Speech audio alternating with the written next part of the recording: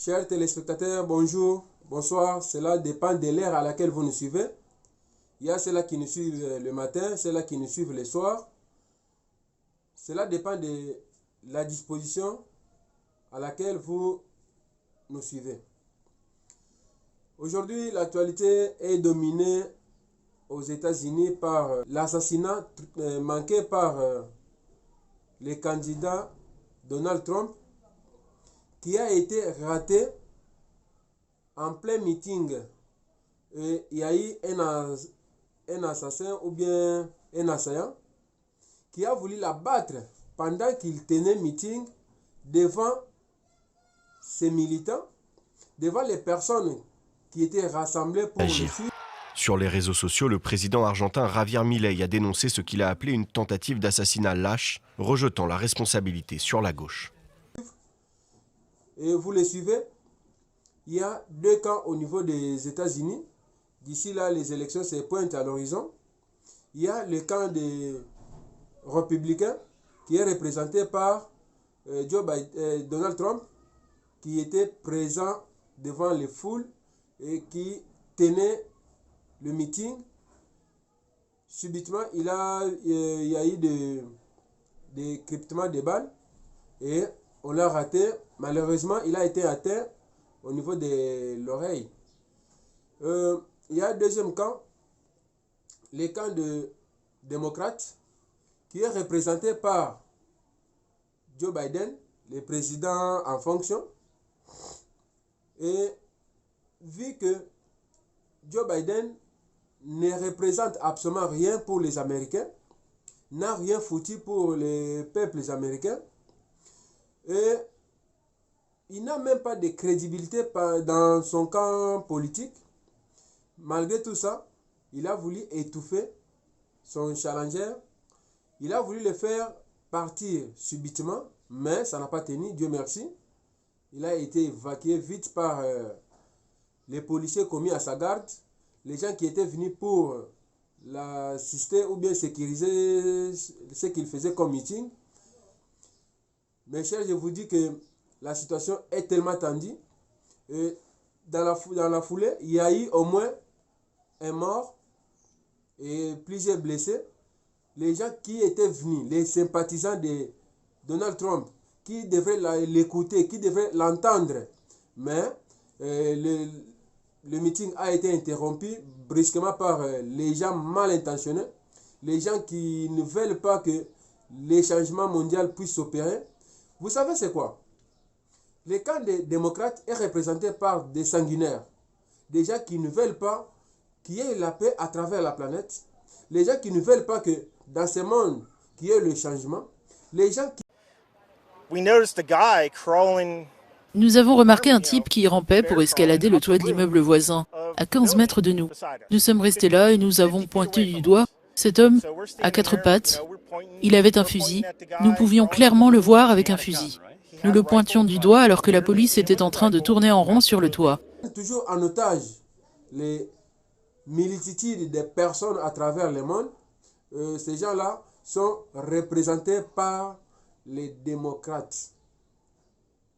Vous savez que ce sont ces mêmes gens-là qui sont à la base de l'insécurité à travers le monde entier, à travers la RDC.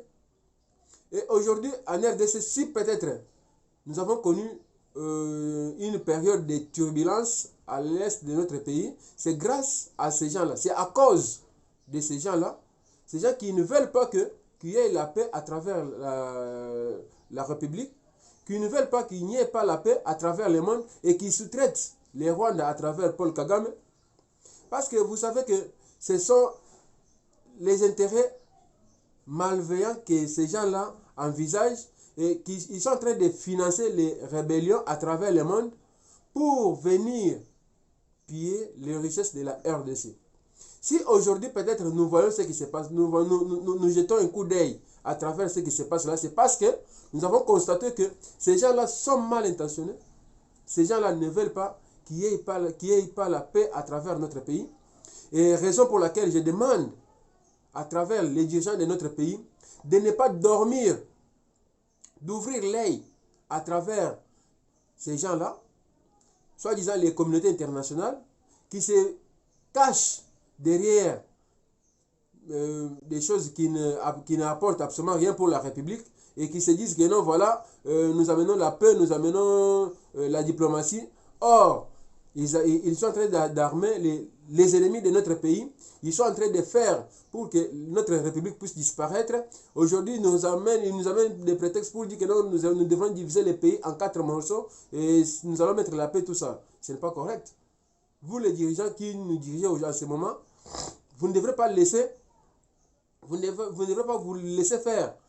Donc, devant des prédateurs, des gens qui n'aiment pas qu'il y ait la paix à travers notre pays, les gens qui ne veulent pas qu'il y ait le développement dans notre pays et qui sont là à la base des pillages de nos richesses, de nos minéraux, qui sont en train d'armer les ennemis. Vous dites que non, ils nous ont dit que non, nous allons observer une trêve. Donc c'est vraiment bizarre. Vous ne devrez pas le faire, vous ne devrez pas agir comme ça. On a toujours dit qu'on répond à la force par la force. Vous devrez au moins vous présenter violemment devant les sanguinaires, devant les gens qu'on est en train de sous-traiter pour venir nous déstabiliser. Ça ne se passe pas comme ça. Donc, à travers le monde entier, ça ne se passe comme ça. Quand vous êtes devant un ennemi, vous devrez vous montrer aussi que vous êtes aussi plus méchant que ce monsieur-là. En ce moment-là, il y aura le respect et les gens vont vous respecter. On ne peut pas toujours fléchir devant ces gens qui viennent seulement nous faire de la guerre. Hein? Un ennemi qui entre dans notre pays, on nous dit que non, vous devrez observer les cessez-le-feu, vous devrez observer une trêve. Une trêve, en ce moment-là, l'ennemi est en train de se positionner. Mais vous dites que non, nous avons respecté. Non, ça ne se passe pas comme ça. Ça ne se passe pas comme ça. Vous devrez au moins vous devrez au moins nous montrer de quoi vous êtes capable. Hein? Vous avez les commandes de notre pays à travers vos mains. Vous avez les décisions. Vous avez la population. Vous avez tout. Pour prendre des décisions afin de bouter hors état de nuire les ennemis. Et vous dites que non, nous observons les trêves que les États-Unis ont recommandées. Ce n'est pas correct. Ce n'est pas correct. Mais, nous vous demandons si vous êtes pour la première fois à travers notre chaîne, comme d'habitude, abonnez-vous, partagez, likez et recommandez à plusieurs personnes que nous soyons nombreux à travers dans ce canal, que nous puissions partager des informations qui sont constructives concernant notre pays. Et nous devons mettre hors état de nuire les ennemis de ce pays, les gens qui veulent balkaniser notre pays, les gens qui veulent la division de notre pays. Nous devons leur montrer que nous sommes capables de protéger notre pays. Et c'est l'unique pays que nous avons. Nous n'avons pas d'autre. Mais nous n'avons qu'un seul pays qui est la RDC et qui doit être et demeurer un et indivisible. Merci.